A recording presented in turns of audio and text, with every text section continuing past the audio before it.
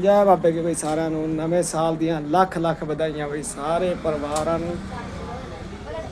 दिखाते फिर आपको। जय गुरु गोरखनाथ, नौ नाथों के नाथ 84 सी। जय गुरु गोरखनाथ मेरी सदा जय।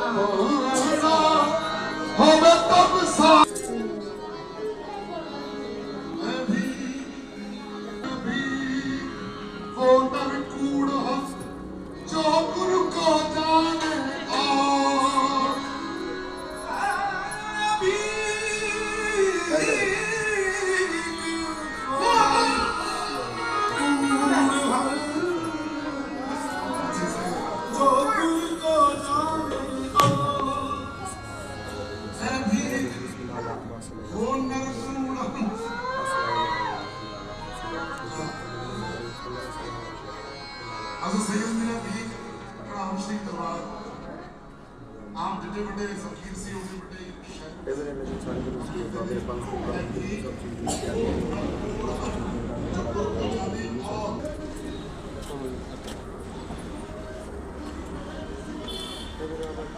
बड़ी